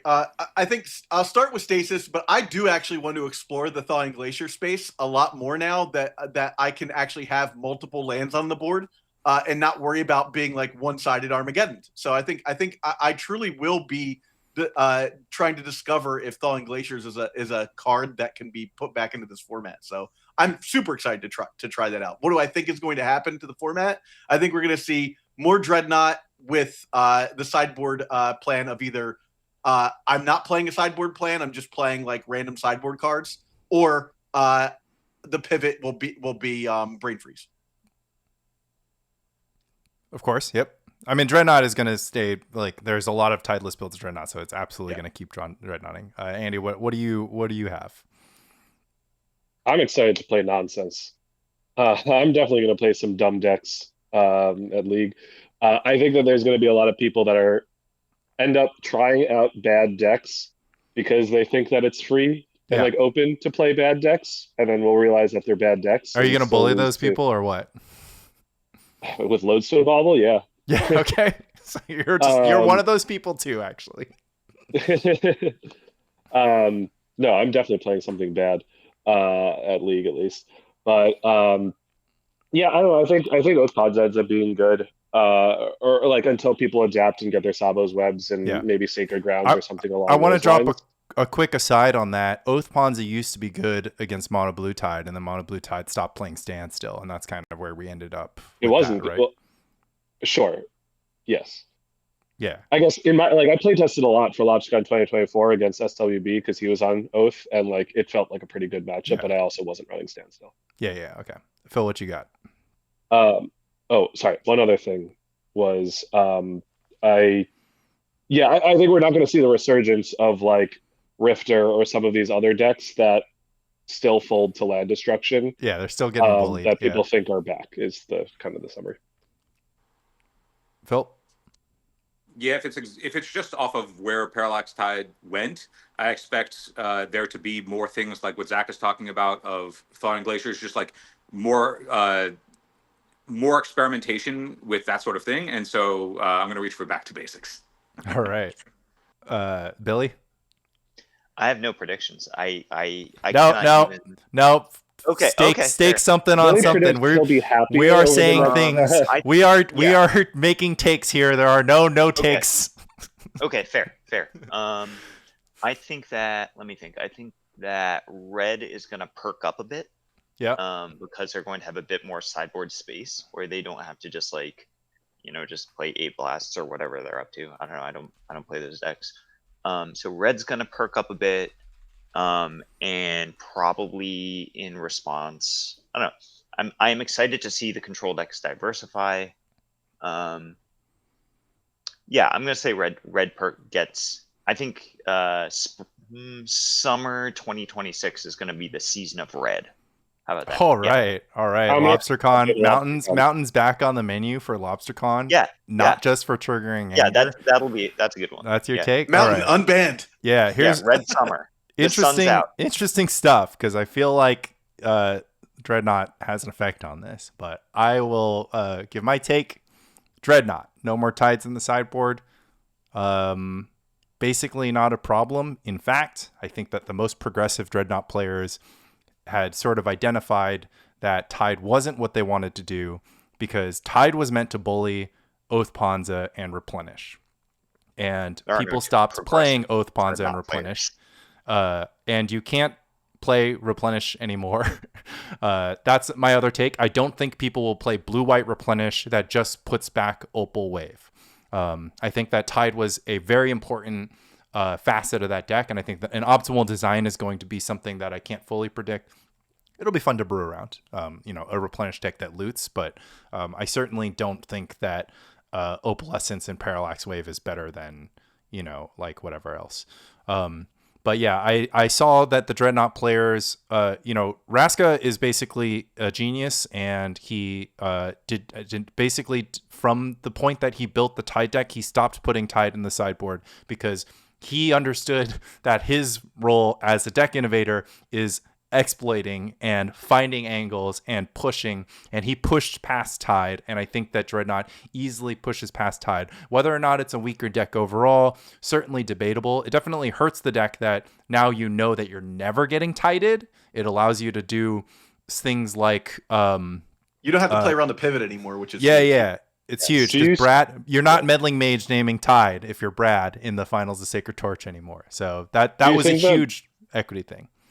Do you think there's that non-mono blue dreadnoughts become the better deck to play, like blue white or blue black? Gun to my head, no, because basically the Flash of Insight, Brain Freeze deck solves like had sort of solved the mono removal problem. And so like the deck needs to have a different answer, and like Disenchant and Armageddon aren't really good answers to the Ponza decks. I have I think that blue white was really excellent in the metagame, you know, like when it kind of felt like Swords to Plowshares was like a thing that enough people were doing. And this is kind of going into just regular old podcast territory, but we're like not a very Swords to Plowshares format anymore. Like the best decks basically don't play it, or don't play 4 copies. So I found that to be an interesting development. But yeah, I think that people will experiment with blue white or blue black, but I do think that like the current like mono blue deck that just, you know, either the one that has thwart or the one that just has AKs and does things like is really good. I like brewing around Dreadnought with a control pivot that has Armageddon or Psychotog in the sideboard, that kind of thing. That's going to be fun. Will it be optimized and be the weapon? Hard to say. Like the 2 Dreadnought builds right now, either like thwart or, you know, whatever, just you could play Deep Analysis and you can get your card advantage back against Black range type stuff, or AK, that kind of stuff. Like those have so much inertia, so it's hard to break into that. Moving on to Replenish, I think that blue white Replenish, very surprised if I see that still. Like I'd be very, very surprised if you are trying to cast Attunement in the future. So thank you, Andy, for the slabbed attunement, but it can stay in the slab. It's staying in the slab. We're not cracking that. And as far as second order effects of Replenish being less like this deck. So Elves and Enchantress were 2 decks that were really bullied by Replenish, as well as other survival decks. Do those decks get necessarily better? Anybody have thoughts on that? I think that they're probably... Survival decks were already good against Tide. Like they really were. But now they just like... A lot of that, I think, will come from the share of the metagame that was bullied by Replenish, like getting to come in and then actually experiment. So I think it's like harder to say if they like if they get better, or if other things that were never even on the radar to begin with that they would have to contend against because, you know. There could be like a weird thing. I mean, so one of the things is that having one fewer deck that can establish Opal Wave, like, so basically people had started turning on Wave, and there's sort of like this fundamental thing, which is just that if your creature deck isn't a creature combo deck like Goblins or Elves, like somebody putting a Parallax Wave into play is just really, really oppressive, because then they stop everything that you're doing and they follow it up with Opalescence. But now that they can't really do it until turn 3 if they're ramping, and it's just less likely. I played some Enchantress. It's hard to get Opal Wave out, like, you know, under pressure. There is a question of if your regular old beatdown decks are back on the menu. Like a lot of these, like white weenie, black weenie, 5-color weenie, sliver, red green beatdown type decks, definitely hated to see Replenish coming, but it's so hard to say that like they're going to improve that much when people just weren't playing Replenish that much. I think it's a tertiary effect. Oh, go on. My thing's quick. I was just going to say that it's the threat of it, right? Like even if they didn't play against Replenish, they still had to calculate Replenish in their right. They're much less likely to like win the literal tournament, because they're just like, Lanny's going to show up, Packer's going to show up, Rich Shay's going to show up with Replenish, and so I kind of can't do this thing. I have to play. Of what you yeah. And then mono blue Tide Control and blue white Tide Control, man, I really don't know. I actually just didn't play against these decks that often, and when I did, it didn't. I personally didn't really like. I was already not interested in playing the Rock or Black White Control, even though I'm a Rock influencer since the beginning. But I was like never really interested in that deck, like not the least of which, but because there was Tide. But I just expect people to still be casting like Fact or Fiction, which I really hate to see coming. My favorite story about how powerful Mono Blue Tide is at last LobsterCon, our friend Tim literally died the night before, and then came back to life and XO'd with Mono Blue Tide. Yeah. So like that, and then I had to pull all of my 30-plus-year-old Boy Scout knowledge to like keep that dude alive until the ambulance came, and then the next day he just effortlessly made it to the top 8. I think part of that was the amount of liquidation from the IV that he got. He was just super hydrated and ready to go. I mean, there you go. That's the secret. Just lose consciousness, just die. But then you get the drip and you're unstoppable, man. Dude, Tide and Ivy. It came in like the Terminator. Yeah, 100%. For people who want to hear more about that story, that is somewhere in the Spike Colony podcast feed. It's like a bonus mini episode after LobsterCon. Yeah. So yeah, I mean, I think, I don't know, like this black mid-range thing or this mid-range thing in general or this control thing in general, like it's very interesting if we'll see more of that. Like I think that people are definitely going to initially just like, flood the airwaves with their Enchantress decks. Well, that's the other thing is like, so if everyone's just going to play Enchantress, then I still don't really want to play like a mid-range deck because my opponent is still going to draw 100 cards and I'm still going to lose. I think that the decks that pretty quickly. Yeah, I was saying decks that don't have like a ton of baked in card draw will get a lot better. Because a lot of the ways that if you were able to overcome Tide, a lot of the way that you did it was because you were resource rich, and so you could sort of rebuild after the fact if you weren't dead. And the decks that were just like, I don't have a bunch of card draw to build that kind of resources, just are like tapped out. And those decks not having to deal with that, I think, do get a boon. Whether or not they become actually prominent or good, to be seen. But I think that it is a bright light for them. Yeah. I also think that even before this ban, Graveyard Hate was severely underplayed in the format. And I think like there's going to be more decks that utilize the Graveyard, not necessarily like Reanimate or Full Out, like that type of deck, but decks that care about the Graveyard. And I would expect Phyrexian Furnace to become a better card. Yeah. To the survival point, I think in the short term, survival is going to get a little bit worse because the strength of the card is based on the specificity of silver bullets. So in Corned Beef Hash, I was winning some games by setting up like Safekeeper Xantid Swarm, and I got a lot of equity out of that, specifically to be tied. But now I don't like, what's the metagame? Who knows? So I'm not going to get those free wins. I predict that survival will be really good in this new metagame, assuming that like still really good, even if it was like good against Dreadnought. Yeah. 6 weeks from now, I think it's gonna be sick. But in the which flavor of survival? Which survival? I haven't played survival much. Yeah. Like, good question. I still think that it is elves.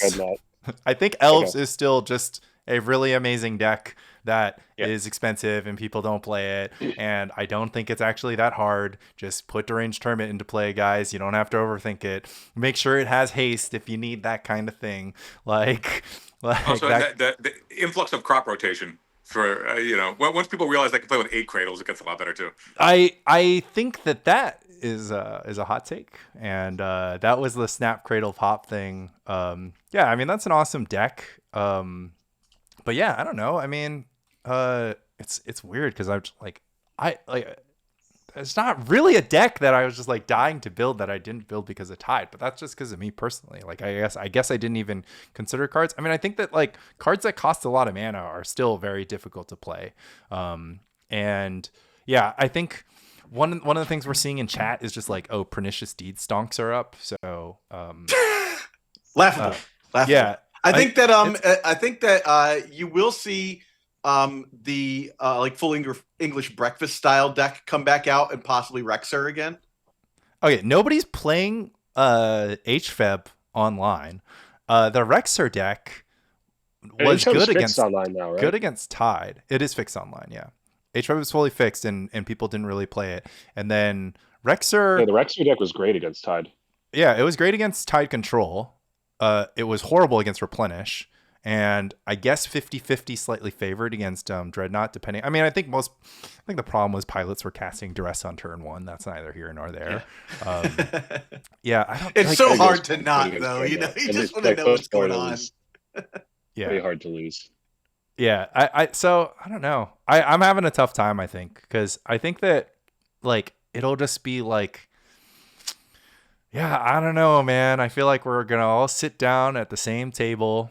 Everything is just gonna be on the menu except for no more duck confit, I suppose, or no more duck at all, right? There's 3 ways to prepare it, and that's just not on the menu anymore. I hope I'm wrong. I hope that we kind of see some action. We see color combinations in Terravor that we have never even conceived of. I hope Esper Bobs becomes the new oppressive blue like deck. I hope that we see. What's that card that only lets like 10 lands be in play? Yeah, Impending Doom. Is that limited resources? Limited resources? No, right? yeah, well, limited resource. I'm thinking. Isn't Impending Doom the one red that enchantment. upkeep it blows everything up? Like it's an upkeep Armageddon. Yeah, I think so. Yeah, I mean Global Ruin Domain. I really. I mean, okay, I'm back. I'm My back. Merfolk told me We're that. playing Domain. Yes.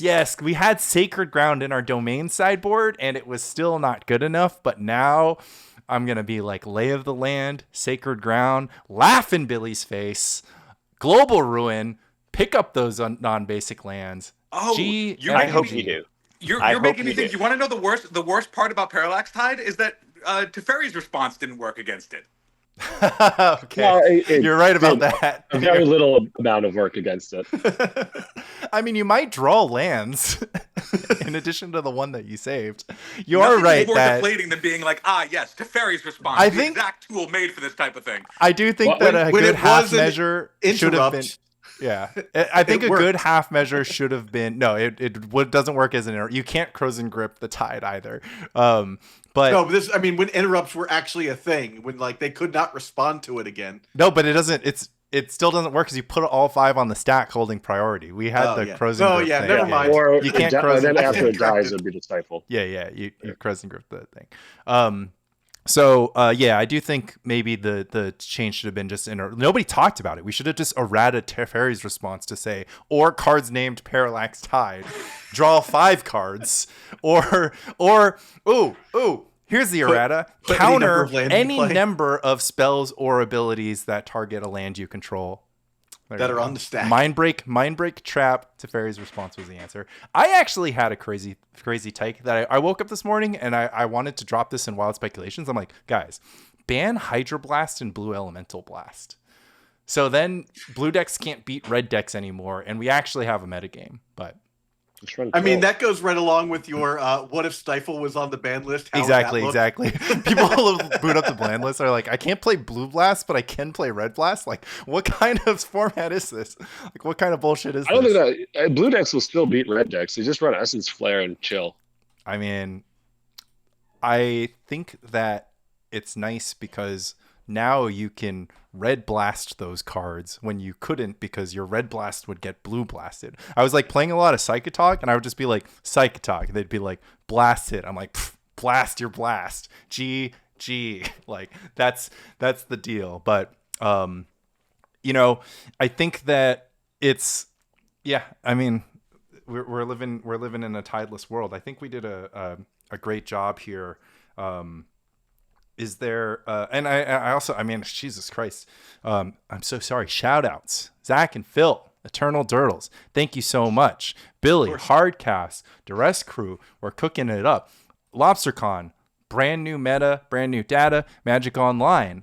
Honestly, I gotta shout out Mr. Hodge for just keeping everybody on top of what's going on Magic Online, keeping the results flowing, keeping the spreadsheet going. People then using, his spreadsheet to make their own spreadsheets and get into this kind of thing. I didn't really fully read all of it, but we have data. There's limitations to the data, but at the end of the day, the concept of the winner's metagame I guess I have to give it up to that kind of thing. But yeah, I don't want to circle back too much. So yeah, shout out to you guys. Thank you so much. I think everyone was super reasonable, much better than the ban Lantax thing, which went a little crazy because well, you know, I was a younger guy Shouldn't back have been then. banned. That's why. Yeah. All right, let's reopen the discussion. So now let's unban Lantax. All right. What else we got? Anybody that needs to be shouted out? Any events coming up? Bearded Dragon. Ooh, I got one. 25th. I got one. Rochester Winter Ball stuff. Winter Regional. I got one. Keep going. Yeah. Yeah. So Grand Rapids, Michigan has a nascent and junior pre-modern scene. They're just kicking it off.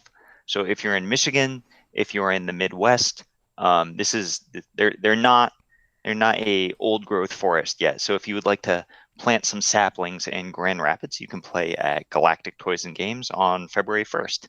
Excellent. Did the regional sign up go up this weekend or is it next weekend?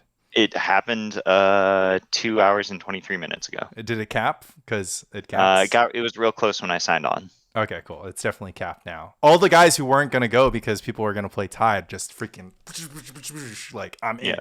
That's what happened. That's hype. I mean, that's going to be the first major, as I like to call them, post-Tide ban. So it's going to be hype. All right, 42-minute sellout per Nick. So There is... the banning mid-reg, yeah, it's pretty funny. You're just like register for the tournament. It's just like the card gets banned. It's hype. It's a bit away from now, but on Sheesh. February 28th there is a 1K at Top Deck Games, which is near my neck of the woods in Cherry Hill, New Jersey.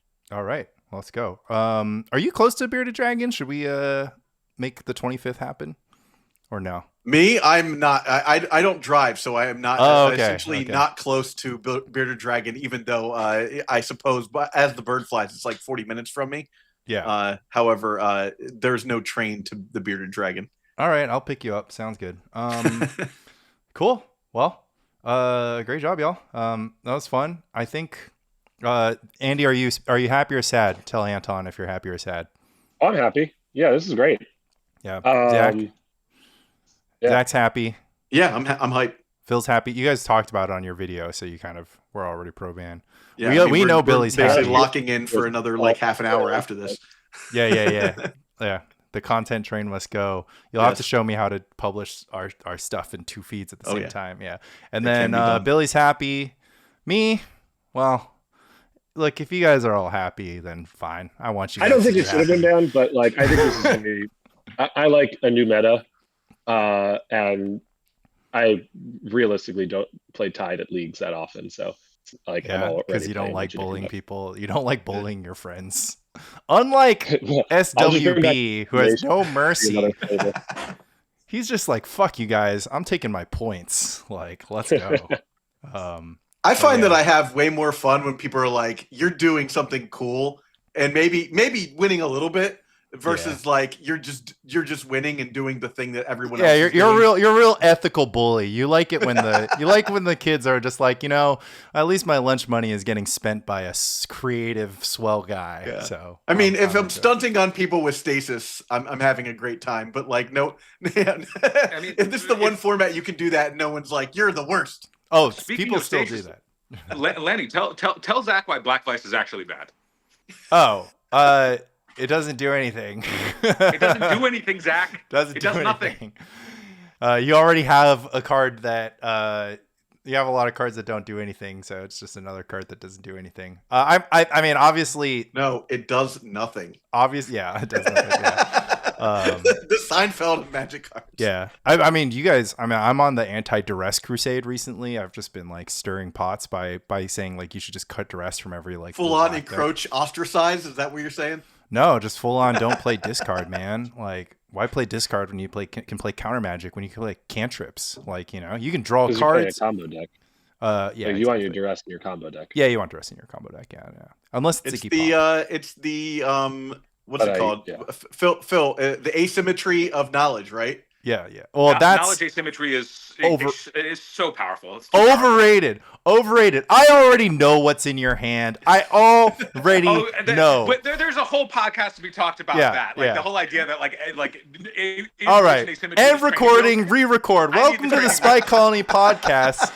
Here we're gonna have a round table on whether or not we should play Wandering Eye in all of our blue decks, a la Finkel. All what right. I would do for Field of Dreams in this format, I tell you. Yeah, well, you've got telepathy, so give that a run if you like it so much. Zer's Weirding, hello, let's go. Duress you, Zer's Weirding, Protected, G effing G. Back on the menu, thanks to Tide. Iggy Pop, I forgot. Sincerely, Iggy Pop question, still on the menu, back on the menu. Oh, Iggy Pop's totally real. It's totally real. Super real? Cool. Awesome. All right. Doomsday's dead if it's a red summer. Doesn't it just die to a foil? Yeah, but the Iggy Pop people are hard at work figuring out a way to beat that. And now that they don't have to worry about Parallax Tide, they can maybe beat it with a spell that costs greater than 2 mana. So, love to see it. But yeah, realistically, they just play 10 Orm's Chance, and that's their strat. So, hype. Frantic Storm. Oh my God. Frantic Storm back on the menu. Yeah. I forgot to shout out Anton for that one. I'm pretty in. I actually am. Oh no. I'm so in on Frantic Storm. Okay, fine. The Tide ban was okay. It's fine. You guys can have it. Because I get to have Frantic Storm. Zach gets to have Stasis. Andy always had Bobble. Tide doesn't change that. Control, mid-range. We'll see. But that's hype. Thank you. Love you. Do we I'm in the middle of a league. Do I finish it? What's the point of continuing to play a league if you have to say that you play won it out the one more league. time, man? Yeah. So, yeah, play it. Yeah, everybody's just swarming into Magic Online, playing their last Tide. Yeah, you gotta give Tide a proper send off. Yeah. Oh my God. No, thank you. I would rather play the current premodern format. I will wait 2 days. Yeah, and not the one. Yeah, not the one. We push forward. We're forward thinking here. Love of the game, exactly. Billy, what you got? Last call.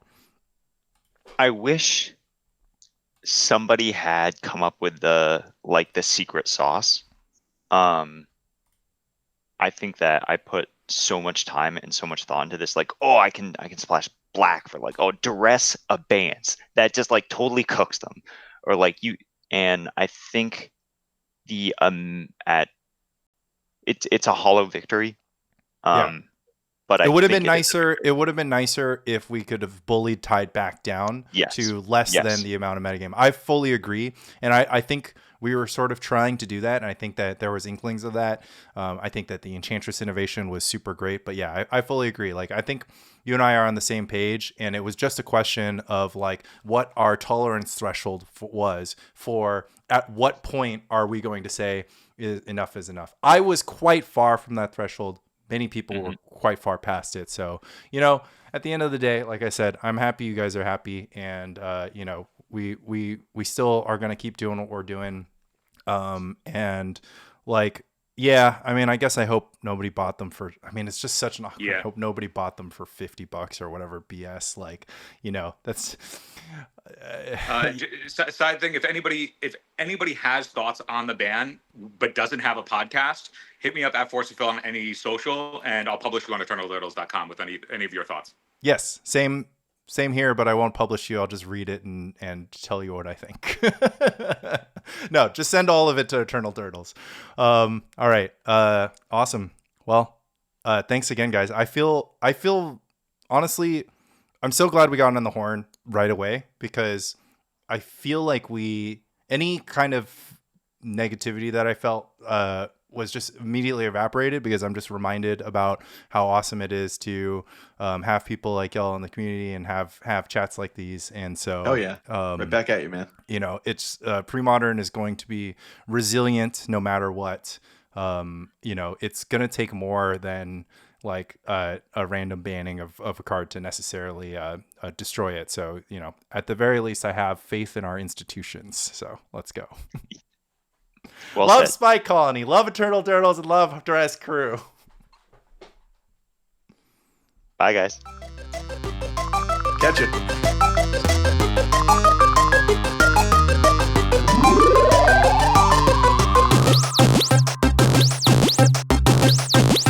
Game over.